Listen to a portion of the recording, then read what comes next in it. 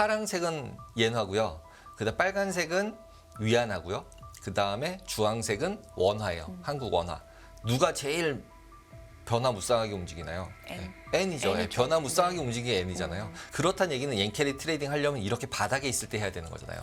왜냐하면 여기 이렇게 높은 레벨에서 엔캐리 트레이딩을 하면 네. 환으로 깨지면 먹은 거 없으니까 금리차라고 얘기하는 게. 근데 여기서도 잘못해서 꺾이면 엔캐리 트레이드가 청산된다. 그러면 얘가 한 번에 내려올 거다. 이거에 대한 베팅이 은연중에 있는 거다. 라고 보시면 될 것 같아요. 그러면은 변동성이 제일 작은 게 뭐냐면 위안화였잖아요. 거기다 위안화 금리가 낮아요.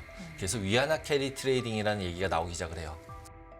빌 그로스, 비이성적 과잉, 투기적 거품, 또 위안화 캐리 트레이드 이 부분에 대해서 오늘 자세하게 말씀해 주실 것 같은데요. 모셔보도록 하죠. 테이바랩의 태빈강 대표 나오셨습니다. 어서 오세요. 안녕하세요. 안녕하십니까. 어제 예고해 주신 것처럼 비이성적 과잉, 네. 투기적 거품 이 부분에 대한 얘기 해주신다고요. 이제 유명하신 분께서 네. 이렇게 얘기를 하셨는데 갑자기 옛날 생각이 나더라고요. 제가 처음에 이제 직장 들어갔을 때 네. 예, 이 단어가 진짜 오래된 단어거든요. 96년도 단어예요. 그러니까 지금 벌써 24년이니까 거의 28년, 거의 30년 전에 그러네요. 단어더라고요. 그래서 와, 씨, 너무 오래 있었구나 이런 생각이 들었습니다. 그래서 이제 빌거로스가 일단 네. 채권도 매력 없고 주식도 버블이고 그래서 이거는 이레이셔널 익주버런스다. 그러니까 과잉이다. 너무 과잉으로 너무 이제 올라왔다. 이렇게 얘기를 한 거죠. 이게 지금 며칠 전 얘기죠? 아주 최근에 얘기한 거죠? 금요일인가 얘기한 네, 걸 네. 거예요. 예. 그래서 얘기는 했는데 그 코멘트들은 저 단어 자체가 근데 이제 얘기하는 게 되게 좀 뭐 그냥 뭐 버블이다 뭐 이렇게 얘기한 거랑 좀 느낌이 다르잖아요. 그죠? 마찬가지로 해석도 뭐 비이성적 과잉이라고 해석을 하는데 어디는 그냥 이제 투기적 거품이다 이렇게 해석도 해요. 그러니까 이게 내용이 뭐냐. 그래서 이제 조금 다시 과거를 한번 돌아가 봤어요. 네. 그래서 찾아보니까 그때 저는 있을 때 이렇게 디테일하게 보지 않았었던 것 같아요. 그 행원 때 딜링룸에서. 그래서 한번 읽으면서 보니까 요즘처럼 이렇게 디테일하게 막 페드가 하는 거를 이렇게 열심히 보거나 이런 거를 현업에 있었어도 잘 안 했던 것 같은데 요즘 뭐 이렇게 개인들까지 다 이렇게 보고 있네 뭐 이러면서 딱 그런 좀 생각이 들었습니다. 제목이 뭐였냐면 확실히 한 20, 30년 만에 분위기가 많이 변했네요. 완전히 바뀐 거라고 보셔야 될 것 같습니다. 그리고 이런 자료를 실제로 네. 그냥 우리가 전화기나 노트북으로 볼 수 있는 자료도 아니었고 이 당시만 해도 로이터나 뭐 이런 텔레레이트 막 한 달에 몇백만 원씩 내야 되는 데에서만 볼 수 있는 스팟으로 그런 시대였는데 완전히 바뀌어서 이제 리얼타임으로 라이브로 보고 있는 거잖아요. 그럼요. 네, FOMC도 그래서 라이브로. 시대가 많이 네. 바뀐 것 같다라는 생각이 듭니다. 네. 그때 이제 그린스판이 얘기했던 게 민주주의 사회에서의 중앙은행의 도전이라는 제목으로 자기 개인적인 의견이다. 라고 얘기하면서 상당히 길게 얘기를 해서 여기 밑에 클릭을 누르면은 가실 수 있어요. 그래서 요 윗부분에 보면 그린스판의 이제 코멘트들 쭉 나오는데 이거를 그냥 간략하게 한번 쭉 볼게요. 네. 그게 이제 처음에 이게 96년이라는 단어가 제일 크고요. 이제 너무 오래돼서. 96년. 네. 근데 이게 지금 비트코인 관련해서 나오고 있어서 여러 가지가 이제 생각이 들더라고요. 그래서 지금 이제 근본이제가 왜 싫었냐. 이제 근본이제 별로다 이런 얘기를 하는 거예요. 기본적으로. 디플레이션 발생 가능성이 있다. 왜냐하면 양이 정해져 있어서 실제로 통화 가치를 고정시키는 방식이어서 별로다라고 얘기를 하고 있고 그러면서 살짝 얘기하는 게 뭐냐면 유동적인 화폐 정책을 주장하고 있어요. 지금 이제 돈을 막 찍잖아요. 그러니까 이때만 해도 돈을 막 찍기는 부담스러웠던 거예요. 그래서 이렇게 유동적인 화폐 정책을 취해야 돼라고 얘기하면서 통화량을 조절해서 인플레이션, 디플레이션 관리하는 건 어때? 뭐 이러면서 슬슬슬 얘기를 하던 시기인 거예요. 지금 하고 있는. 지금 하고 있는. 네. 예, 그러니까 이게 30년 전에 있었던 얘기인 거죠. 예. 그 다음에 그 컨퍼런스에서 화폐의 역할에 대해서도 얘기를 해요. 네. 화폐는 가치의 저장소고 교환의 매개체고 그 다음에 사회가 자체적으로 경제적 진보를 이루기 위한 윤활유다. 그러니까 한마디로 자동적으로 사회가 돌아가는 데 있어서 실질적으로 화폐는 아주 필요하다. 그리고 저장소다, 교환 매개체다. 지금 이거에 대해 불만을 갖고 나온 게 비트코인이잖아요. 예? 계속 발행하는 게 어디냐. 예. 그러면서 이제 중앙은행의 역할을 얘기를 해요. 페드의 역할. 화폐 구매력에 대한 보호자라는 표현을 써요. 예. 그러니까 얼티밋 가디언이에요. 그러니까 돈으로 살 수 있는 양을 어느 정도 고정시켜 줘야지 돈에 일하는 게 가치가 있지. 그걸 막 아무렇게나 바뀌면 종이가 그냥 이제 불쏘시개로 쓰여지는 거잖아요. 인플레가 너무 심하면. 그래서 이 얘기가 결국 뭐냐면 인플레 파이터다, 인플레이션 파이터다. 인플레이션이 있는 거는 막아야 한다. 안 그러면 일단은 전체 체제 자체가 위험하다. 그러니까 네. 지금하고도 큰 차이가 없죠. 이거는 변동이 없죠. 왜냐하면 지금도 화폐가 중요하니까. 그다음에 또 하나 긴 내용 중에 통화 정책은 시차를 두고 작용한다는 거예요. 그러니까 뭐 실업률 이런 거는 동시가 아니다. 그래서 우리가 미래를 예측해야 된다. 뭐 이렇게 얘기를 하잖아요. 그러면서도 지금 또 파월은 데이터 보고 결정하겠다 이렇게 얘기하고. 근데 이때만 해도 그린스펀은 포워드 루킹 해야 된다. 그러니까 미래를 보고서 내가 결정해 생각해서 해야 되는 거지 예상해서 미리미리. 예. 근데 지금은 이때랑은 조금 다르지 않나? 라는 네. 생각도 들어요. 왜냐하면 자꾸 데이터 드리븐이라고 하니까. 근데 물론 데이터를 보고 미래에 어떻게 될 것 같아서 지금 우리는 그런 이런 것도 결정을 있죠. 하는 네. 거야라고 생각을 하면 지금도 포워드 루킹을 하고 있다라고 보셔야 될 것 같고 네. 그리고 이제 그 연준 같은 경우가 중앙은행은 진화해야 된다는 표현을 써요. 그게 뭐냐면 돈 막 찍어도 되게끔 우리에게 뭔가 권한을 달라는 얘기인 것 같아요. 이때만 해도 뭔가 이제 여기저기 이제 눈치를 많이 봐야 되는 상황이니까 통화 발행 관리하는 거는 이거를 이제 경제를 안정시키고 인플레이션, 디플레이션을 조절하는 역할인데 그거 나 연준이 해볼게. 이해해줘. 그러면서 대신에 내가 독립성과 투명성을 유지할게. 그리고 금융 시스템은 화폐가 계속적으로 이제 개인, 기업, 은행들, 금융기관들 활동을 지원하면서 경제적인 안정성을 유지시키는데 충분한 역할을 할 수 있어. 이렇게 될 거니까 진화라는 표현이 결국은 돈 막 찍게 해줘. 이 얘기인 것 같아요. 그러면서 그런데 통화량이 너무 많이 찍어도 된다고 자기가 쭉 얘기를 했잖아요. 그러면서 통화량이 근데 많아져서 비이성적 과잉이 여기서 나온 단어예요. 처음 나온 단어예요. 이 모임에서 이 단어 자체가 90년대 처음 얘기한 거예요. 네. 이레이셔널 이큐바런스가 버블이라는 단어는 많이 썼지만 비이성적 과잉이라는 단어는 여기서 처음 나온 단어고 이거 나오면서 실제로 금리도 많이 떴어요. 잠깐. 그랬다가 며칠 있다 바로 빠졌죠. 그래서 제가 많이 터졌죠. 손실을 본 기억이 있어서 이제 그래서 과도하게 상승을 시켰을 때 이렇게 해서 비이성적으로 돈을 많이 찍어서 비이성적 과잉이 생기면 그것 때문에 일본이 저렇게 된 거야. 왜 부동산 버블이었잖아요. 그러면서 이제 잃어버린 이때는 10년인데 잃어버린 30년 됐잖아요. 지금 이제 잃어버린 거의 40년 되고 이번에 이제 올라온다 이렇게 얘기하는 시기인 거죠. 아, 여기 직접적으로 일본을 네. 언급을 했군요. 해요. 네. 네. 일본처럼 저렇게 버블이 됐을 때는 비이성적 과잉이 생겼을 때는 문제가 발생해서 장기간 위축을 겪게 될 건데 이 위축을 겪게 될 때가 언제인지를 어떻게 할까? 돈을 이렇게 계속 어디까지 풀어야 되는지 예상이 안 되잖아요. 얘네도 해본 적이 없으니까. 그리고 이때까지만 해도 해본 적이 없는 거예요. 돈을 풀어본 적이. 돈을 풀었다가 일본처럼 되면 어떡하지? 뭐 이런 생각을 하고 있는 거죠. 그래서 이거를 어떻게 적용을 해서 어떻게 통화 정책을 반영해야 될까? 이게 이제 물음표인 거죠. 네. 그래서 이제 일본처럼 되지 않기 위해서 코멘트도 이래요. 진짜로. 일본처럼 되지 않기 위해서 중앙은행이 효과적인 정책 수립을 어떻게 해야 돼? 이런 단어들이 쭉 나와요. 그러면서 뭐 변화에 대응하는 유연성, 그다음에 뭐 데이터 분석 및 예측, 그다음에 뭐 투명성, 커뮤니케이션. 지금 커뮤니케이션 엄청 열심히 하잖아요. 그렇죠. 투명성도 열심히 하고 데이터도 엄청 분석해서 다 얘기하잖아요. 하나하나씩. 그다음에 유연성이란 부분이 뭐 3번 했다, 2번 했다, 뭐 막 계속 바뀌죠. 그래서 비슷하게는 간 거구나. 그러니까 30년 전서 거의 30년 전서부터도 이렇게 하겠다고 생각을 하고 변화해서 여기까지 온 거지 그냥 이제 무작대기로 온 건 아니다라고 봐야 될 것 같아요. 96년 네. 그린스펀이 개인 의견이라고 하면서 하면서 긴 얘기했던 연설을 한 건데 그래서 이제 국제적으로도 영향을 고려해야 된다. 글로벌리 시장은 금융시장은 너무 연계가 많이 돼 있기 때문에 무역, 기술 교류, 투자 이런 다방면에 있어서 이런 것들이 국내에 미치는 영향이라는 표현 써요. 네. 그러니까 남이 아닌 거예요. 미국이 잘 되는 거를 위해서 이렇게 고민을 하는 거지 뭐 글로벌리 잘 살고 뭐 이런 거 아닌 거예요. 네.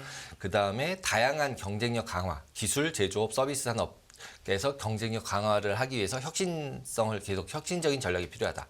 그러려면 교육과 연구개발이 계속 필요하다. 똑같죠. AI죠 지금 그래서. 그리고 금융 안정성을 필요해서 금융기관에 대한 감독 규제 위험 관리들을 강화해야 된다라고 얘기했던 게 이제 SVB 사태 같은 것들이 일어났을 때 어떻게 해결을 할지. 그러면서 환경, 사회, 경제적 측면에서 지속 가능한 경제 모델을 추구해야 된다. 96년도 이게 ESG잖아요. 그러니까 와 96년도에 이런 얘기를 다 했었구나. 이런 생각이 들더라고요. 그래서 네. 달라진 것도 없고 어제 얘기하는 것 같고 지금 얘기하는 것 같더라고요. 96년도 건데. 그러게요. 왜? 그래서 더 이제 보게 됐고 그래서 맨 마지막에 이제 앞으로의 과제가 뭐냐라고 했을 때 점점 더 서비스 지향적인 경제가 될 것 같고 그러면은 안정적인 가격 수준을 정의하는 것 자체가 어렵다는 거예요. 왜냐하면 물건 값을 만드는 거는 물건의 원가라는 게 존재하잖아요.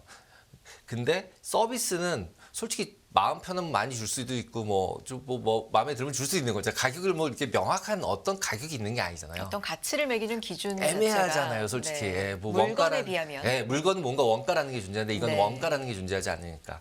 그래서 이거를 인플레이션을 측정하는 새로운 기법을 개발을 해야 될 걸로 예상이 된다. 네. 이러면서 끝났더라고요. 아, 그래서 이제 페드가 24년도까지 지금 얘기했던 부분들을 제가 여기서부터 이제 제 맘대로 그냥 생각이에요.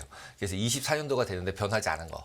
그때 96년도랑 지금이랑 비교했을 때 변하지 않은 거. 여기서부터는 케빈님의 네, 제 맘대로의 생각. 생각이에요. 네, 그래서 그냥 안 바뀌었다. FRB 인플레이션 강조하고 고용 극대화 강조하고 안 바뀌었잖아요. 똑같잖아요. 항상 두 가지 책무라고 네. 하면서 네. 연설 처음에 강조를 하죠. 파월도. 똑같은. 네. 예, 그러면서 달러 구매력 보존하는 것도 별로 안 바뀌었고, 그다음에 독립성 유지해야 된다는 것도 바뀌지 않았어요. 그렇죠? 네. 그다음에 미래 지향적. 으로 해야 된다는 거 아까 말씀드린 것처럼 약간 해석의 여지는 좀 있지만 데이터를 보고 미래에 어떻게 될지 안 바뀌었고, 책임성, 투명성, 대중과 의회의 투명성과 책임성을 높이려는 뭐 지금처럼 저렇게 열심히 발표도 하고 뭐 매주 나와서 얘기하고 있고 뭐 엄청난 소통을 하고 있는 거죠. 그러면서 이제 그럼에도 불구하고 96년도랑은 분명히 다른 점은 있잖아요. 네. 예. 근데 그 다른 점이 그건 뭐냐 생각을 해봤더니 경제 상황이 달라요. 왜냐하면 96년도는 닷컴 버블 전이에요. 예. 그래서 이 이후로 예, 2000년도, 2001년도에 닷컴 네. 버블이니까 아직도 5년 뒤나 남았죠. 그리고 세계화도 초기 단계예요. 글로벌라이제이션 되기 전이에요. 이제 중국만 좀 떠뜨려고 하는 시기, 일본이 지고 그랬던 시기인데 지금은 이제 뭐 세계적으로 고도하고 기술 혁신의 팬데믹에 경제 역학은 복잡해지고 모든 이제 복잡해졌죠. 훨씬. 그다음에 통화도 이때는 통화량 급증하는 거에 대해서 이제 불안한 느낌이 있어요. 해본 적이 없으니까. 그랬는데 지금 실제로 지금 뭐 해봤죠 다. GFC 때 돈 막 찍어받고 코로나 때도 막 찍어받고 그다음에 뭐 죽어가는 은행이 있으면 막 옆에다가 붙여가지고 살리기도 하고 넘긴 거죠. SB 사태 같은 그런 경험들이 굉장히 많아진 상태. 근데 이 96년과 2024년 사이에 그렇게 되기까지 많은 경험이 또 있었잖아요. 그렇죠. 네. 네, 그래서 많은 위기가 있었고. 네, 위기가 있었고 네. 그걸 다 헤쳐왔잖아요. 그래서 이제 그 경험의 차이가 이제 크다는 거죠. 네. 그다음에 이제 기술과 데이터의 발전 속도도 완전 다르죠. 그때만 해도 제가 말씀드렸듯이 진짜 원달러 환율도 달랐어요. 민간인이 보는 것과 일반인이 보는 것과 금융기관이 보는 것 자체가 달랐었어요. 그런 상태에서 지금 뭐 다 같이 리얼타임 보고 있으니까 완전히 달라진 시대고 글로벌라이제이션도 완전히 그때랑은 좀 다르다라고 보이고 인플레이션 역학관계도 전체가 바뀌었기 때문에 좀 이제 그때 그러니까 1996년 대비해서는 인플레이션을 이제 보는 관점 자체도 그린스판이 맨 마지막에 얘기했던 것처럼 많이 바뀐 상태다라고 보셔야 될 것 같아요. 거기다 이제 AI 나오고 기술 발전들 있었던 부분들도 분명히 큰 영향을 미치고 있는 것 같아요. 근데 중간에 이제 중간 점검으로 잠깐 지금 보신 분들은 왜 갑자기 그 옛날 그린스펀의 어떤 얘기가 왜 언급들을 나왔나? 왜 갑자기 파월과 비교를 이게 지금의 어떤 의미가 있을까? 왜 이 시점에서 뭐 이렇게 생각하실 수 있기 때문에 오늘 이 말씀을 해주시는 어떤 의 잠깐 짚고 제일 처음에 네. 이제 빌 그로스가 나와서 이레이셔널 유슈런스라고 얘기를 했잖아요. 그러면서 주식도 버블이고 채권도 버블이고 장기채는 사지 마. 그래놓고 2년 5년 그래 거기까지는 괜찮아. 이렇게 얘기한 이제 코멘트를 딱 이제 뭘 하라는 거야 저 사람은 이거에서 딱 그거예요. 지난주 후반에 네. 이런 언급을 한 거예요. 그래서 이제 이레이셔널 익주버런스를 얘기했던 시기와 지금과 얼마나 바뀌었을까. 그리고 저분도 나이가 많으신 분이잖아요. 빌 그로스도 엄청. 그러니까 저 상황 그린스판 때 그분도 채권 매매를 했었던 분일 테니까 네. 그때의 컨셉으로 봤을 때랑 지금이랑 비교했을 때로 봐서 저런 얘기를 하는 거잖아요. 저도 마찬가지인 거고. 그러니까 이제 경험인 거죠. 경험상. 그러니까 그때를 경험하지 못했던 거랑 책으로 본 거랑 자기가 몸으로 느낀 거랑은 또 다르니까. 그래서 이제 그런 부분들이 있어서 이제 96년도 부분을 가져와 본 거고. 그래서 이제 차트를 한번 보시면은 네. 10년 금리하고 라이보라는 게 원래는 이제 3개월 단기 금리였어요. 지금 이제 소파라는 걸로 바뀌었는데 이제 라이보 조작한다 그래가지고. 저는 리보 금리 이렇게 네, 많이 리보 얘기를, 금리, 리보 금리 했던 네, 거죠. 네. 그래서 이제 그런 부분들이 이제 보라색으로 돼서 한 2017년도 정도에 없어졌어요. 이제 정지가 돼버렸는데 그 전까지는 단기 금리에서 보시면은 이 동그라미 친 부분이 지금 그린스판이 얘기한 시기예요. 그리고 이게 지금이잖아요. 근데 레벨을 보시면 페드 금리도 비슷한 레벨이에요. 네. 뭐 이렇게 많이 올라왔었어? 뭐 이런 느낌이잖아요. 비슷해요. 거의. 그 다음에 장기 금리만 위에 있어요. 이때는. 장단기 금리차가 역전이 아니에요. 옛날 96년은. 근데 지금은 역전된 상태로 아래 있죠. 근데 차트에서 보시다시피 페드 금리보다 장기 10년짜리 금리가 아래에 있는 경우가 별로 눈에 안 띄죠. 네. 이게 장단기 금리차 역전이니까. 그러면 장단기 금리차 역전되는 언제만인가 하면 이제 닷컴 버블 2000년대, 그 다음에 2008년도, 7년도 글로벌 파이낸셜 크라이시스, 미국 서브프라임 모기지 때를 빼고는 없어요. 사실 지금은 장단기 금리가 역전이 되고 나서 꽤 오랫동안 유지가 엄청 되고 오래됐죠. 있으니까 그냥 이젠 적응이랄까 네. 이렇게 가는구나라는 생각이지만 이게 처음에 이렇게 될 때만 해도 이거는 경기 침체의 무조건 시그널이다. 네, 시그널이다 엄청 걱정을 했었잖아요. 걱정을 했었죠. 네. 그래서 이제 그 다음에 차트를 네. 보시면은 내려가 있는 거는 걱정할 바가 아니라 내려가 있다가 0으로 해서 플러스로 돌았을 때 침체가 오는 거예요. 네. 그래서 언제 이제 장단기 금리차 역전이 해소되느냐라는 부분인데 여기서도 보시면은 이 색깔칠하는 게 침체잖아요. 매번 보이는 이게 프레드에 나오는 2년, 10년 금리차거든요.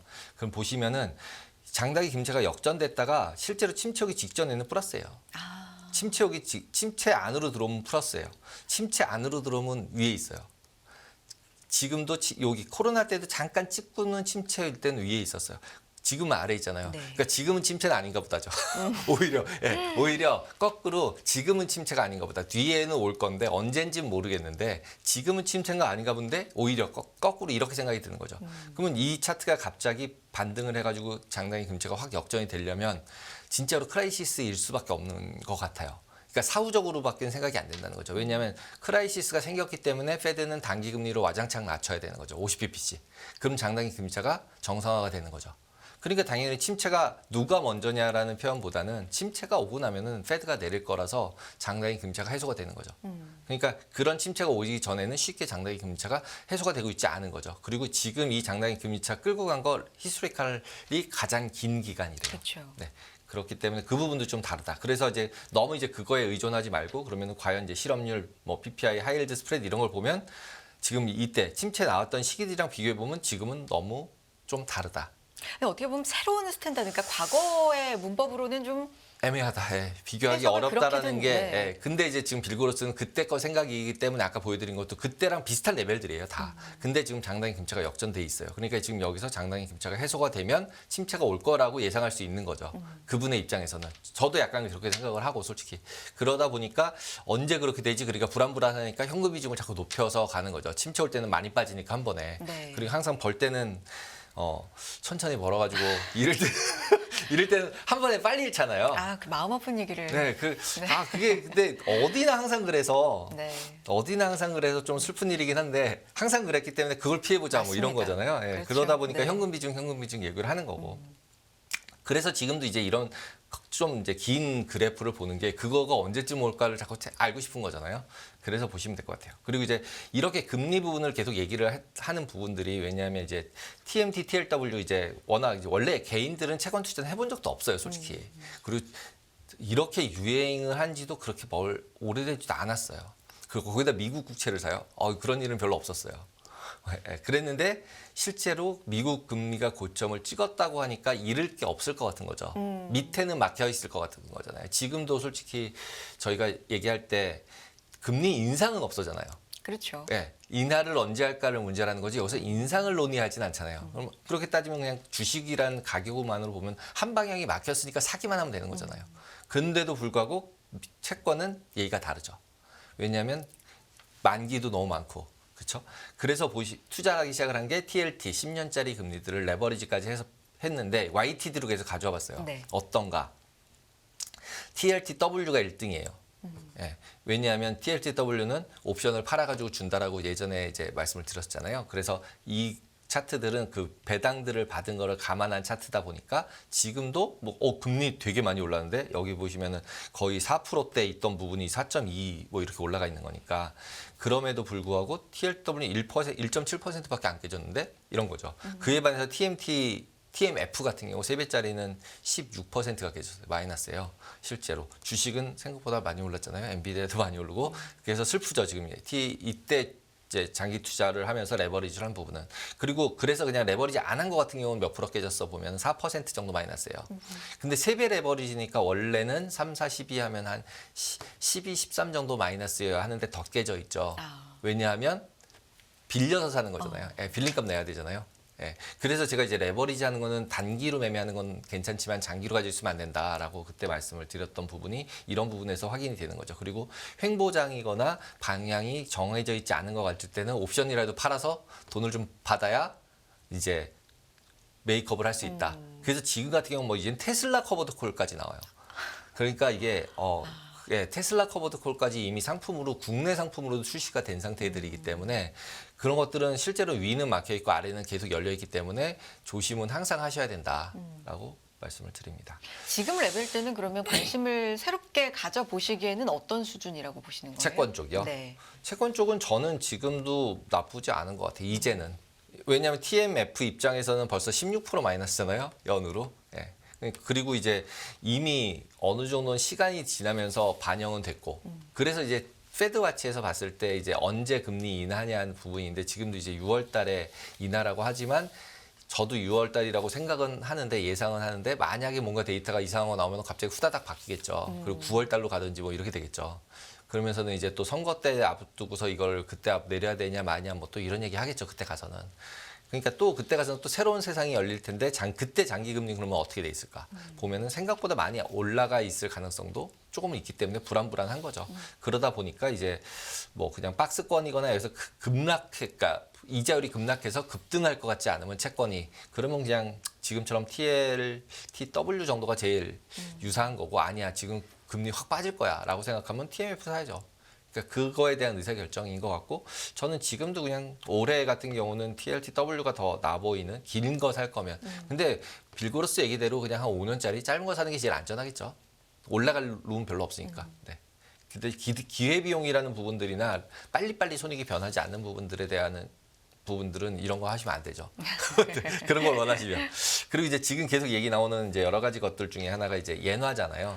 환율이 네. 좀 눈여겨봐야 될 복병으로 지금 그게 이제 떠오릅니다, 또. 앞에서도 네. 그린스판도 얘기한 게 글로벌 경제를 보면서 서로 뭘 해야 된다 이렇게 얘기를 하자는 게 이런 옌 부분 그다음 위안화 부분이라고 생각이 들어요. 그래서 지금 옌 같은 경우는 옌 캐리 트레이드 얘기 나오고 막 이러면서 계속적으로 옌을 빌리는 사람이 있는 건가라는 생각이 들 정도로 지금 이제 엔화가 너무 약세인 거죠. 엔화 약세로 벌고 채권 금리 차이로 벌고 너무 많이 번 상태인데 지금 더 그 방향으로 가고 있으니까. 근데 과연 그 방향으로 가는 게 옌 캐리 트레이딩을 여기서 추가로 해서 가는 거냐라고 보면 저는 그냥 아닌 것 같다는 생각이 드는 거고 그렇게 생각이 들었었는데 이제 블룸버그에서 뉴스가 나온 게 이제 여러 나라 통화들로 캐리 트레이딩 하는 걸 정리를 했더라고요. 그래서 그걸 마지막으로 보여드릴게요. 네.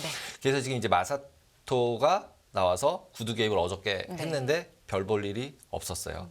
그냥 갔어요. 조금 잠깐 내려가다가 갔어요. 오히려 원달러가 더 밑으로 확 내려갔다가 그냥 제자리로 가더라고요. 무시를 네, 무시당했죠, 한 거죠. 거의. 근데 조심해야 돼요. 여기서 네. 보시면은 이 차트는 그러니까 엔화 기준으로 만들어진 달러, 원화예요. 그럼 보시면은 언제랑 비슷한가 하면 원옌 같은 경우는 글로벌 크라이시스 때랑 우리나라 IMF 갔을 때 그 두 때는 원옌 같은 경우가 4엔까지 갔었어요. 4엔까지 떨어졌다가 원화가 그러니까 엄청 싸지는 거죠. 네. 지금도 그러니까 원화가 싼 거죠. 원옌이 지금 밑에 있잖아요. 옌원이. 원옌이 아니라 옌원으로 봤을 때. 그래서 지금 8.8옌 정도 되는 거거든요. 그런 형태여서 지금 옌 달러는 지금 151엔 계속 유지되고 네. 있고. 근데 그 레벨도 보시면은 과거에 이 레벨을 간 적이 파란색이 옌 달러거든요. 실제로 이 1997년 8년 때 잠깐 있을 거 없던 레벨에 계속 네, 있는 거예요. 네. 그러니까 자꾸 여기서도 옌 달러에 우리나라 사람들도 계속 투자를 자꾸 하려고 하는 게 과거에 없었다 이거죠. 그럼 다시 언젠가 반등하면 아래보다 위가 넓어 보이니까 할만한 시기라고 보여지는 거죠. 그리고 원옌도 마찬가지죠. 글로벌 크라이시스 때랑 그다음에 IMF 때를 제외하고 나면 지금보다 싼 적이 없는데 그런 시가와 지금이랑 봤을 때는 우리나라 이때보다 훨씬 잘 살잖아요. 네. 일본이 훨씬 못 살잖아요. 우리보다 지금 현재 상태로 보면. 예. 그러니까 원화가 더 비싸지는 게 맞잖아요. 그러니까 여행 가는 거고. 그렇게 보면은 지금 이제 그냥 상식적으로 봤을 때는 큰 잘못된 투자 의사결정을 하고 있는 것 같지는 않아요. 그래 보면. 그래서 이제 그 그림을 보면은 10년하고 미국 10년, 일본 10년 두 개를 비교해 보면 이렇게 와이드 했었는데 지금도 와이드한 상태가 됐고 그러다 보니까 옌캐리 트레이드가 늘어났고 그게 2020년부터 확 늘어난 거죠. 이 범위는 있는데 반해서. 근데 보통 캐리 트레이딩 할 때 문제가 뭐냐면 환율이에요. 네. 환율이 막 변동해서 환율로 다 깨지면 아무 소용이 없어요. 그래서 실제로 환율 예를 들어서 이자율 차이가 3%다, 4%다. 그러면 환율에서 4% 깨지면 번전이잖아요. 그렇죠. 예, 환율이 8% 반대로 가면 손실이잖아요. 그러니까 환율이 굉장히 중요하겠죠. 환율이 안정적인 걸로 캐리 트레이딩을 하려고 하겠죠. 거기다 더 좋은 건 약세로 가지면 되게 좋겠죠. 빌린 통화가 약세로 가지면 환율도 벌고 이자율 차이도 멀고 그거 두 개를 매치시켰던 게 옌 캐리 트레이딩이었고 이번에 20년도부터 그러면서 보시면은 이렇게 올라가 버린 거죠. 지금 151엔 때까지 이 파란색이 지금 옌이거든요. 그러니까 여기서부터 올라간 거니까 무시하게 많이 올라갔죠. 그러니까 이 캐리로만도 엄청나게 먹었고 그냥 환율로만도 그리고 밑에 보는 게 $1예요. 그래서 지금 보시면 빨간색이 위안화거든요. 네. 위안화 달러. 딱 보셨을 때 파란색은 옌화고요. 그다음 빨간색은 위안화고요. 그다음에 주황색은 원화예요. 한국 원화. 누가 제일 변화무쌍하게 움직이나요? N. N이죠. N이죠. 변화무쌍하게 움직이는 게 N이잖아요. 그다음에 그렇다는 얘기는 옌캐리 트레이딩 하려면 이렇게 바닥에 있을 때 해야 되는 거잖아요. 왜냐하면 여기 이렇게 높은 레벨에서 옌캐리 트레이딩 하면 네. 환으로 깨지면 먹은 거 없으니까 금리 차라고 얘기하는 게. 그리고 이런 레벨에서도 이렇게 한번 털어졌었기 때문에 실질적으로 옌캐리 트레이딩을 하기가 불안한 시기일 수 있거든요. 23년도부터는. 그러니까 그 전에 했던 포지션들이 계속 누적돼서 롤오버가 되고 있을 것 같고. 근데 여기서도 잘못해서 꺾이면 옌캐리 트레이드가 청산된다.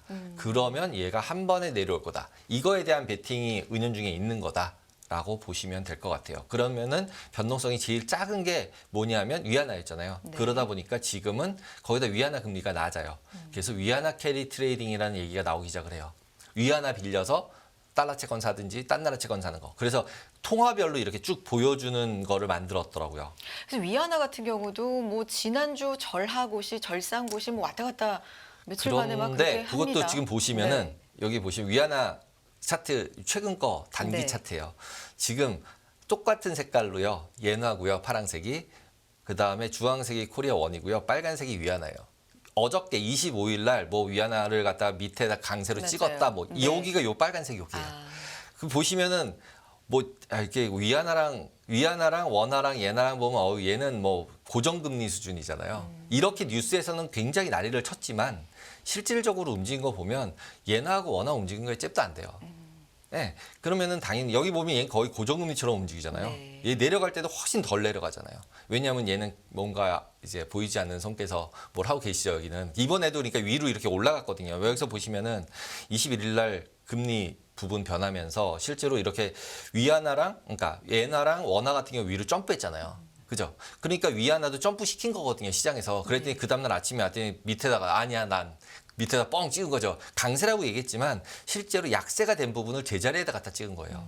그러니까 다시 제자리로 와서 얘네들은 안 되겠네. 그리고 그냥 쓴 거죠. 그러면 앞에서 설명드렸듯이 변동성이 누가 더 작아요? 위안화가 훨씬 작잖아요. 그리고 저렇게 강세되려고 그러면 위안화가 강세되려고 그러면은 그러니까 위안화가 너무 이제 그 위로 올라가서 약세가 되거나 이렇게 변동성이 커지려고 하면 중국이 나와서 딱 이제 중앙은행이 나와서 찍어주고 그럼 변동성이 찍어주니까 안전하잖아요.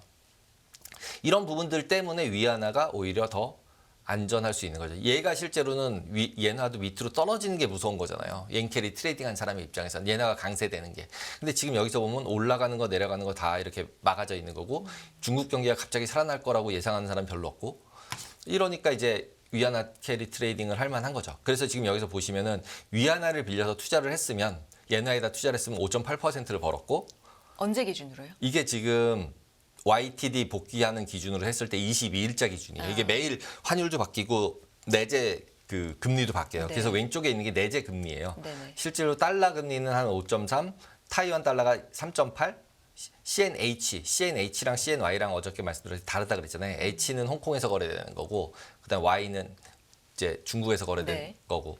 그래서 이건 H는 돈을 빌리려면 Y는 빌릴 수 없죠. 이게 움직이지 못한다 그랬잖아요. 그 밖으로 원래 못 나간다고. 그래서 밖에 있는 위안화는 H거든요. 그래서 H 기준으로 보면 이렇게 이제 이자율이 나오는 건데 금리 차가 일단 눈으로 봐도 한 2%, 2.2% 나잖아요. 그 다음에 뒤에 가시면 옆에서 보시면은 그 변동성도 여기 임플라이드 변동성은 이제 환율의 변동성이에요. 그러니까 환율의 변동성이 8%예요. 여기서 엔화로 해가지고 금리 차 난다고 해서 4%라고 5%라고 해서 들어갔는데 8% 깨지면 별로 마이너스일 수 있잖아요.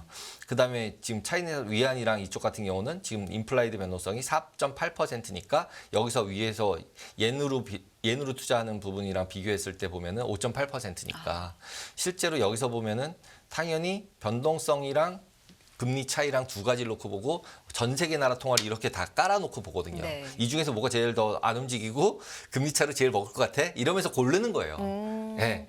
어느 통화를 그렇게 보시면 되기 때문에 실질적으로는 위안화 같은 경우 캐리가 충분히 늘어나고 있다라고 보시면 될 것 같아요. 그리고 그래서 옌 캐리 트레이딩 부분이 추가되지 않는다면 어느 정도는 엔화가 더 약세가 가는 거는 그래도 전국 정책도 있고 그러니까 좀 반대가 될 것 같다라고 생각이 듭니다. 최근에 환율을 좀 눈여겨보자. 봐야 하는 상황이고 어제도 그런 얘기를 좀 정리를 해주셨는데 오늘 뭐 여러 가지로 흥미로운 내용들이 많았습니다. 네, 최근의 상황들 96년도의 언급과 좀 비교하면서 볼 수가 있었고요. 환율 흐름도 자세하게 살펴볼 수 있는 시간 케빈 강 대표와 함께했습니다. 고맙습니다. 감사합니다.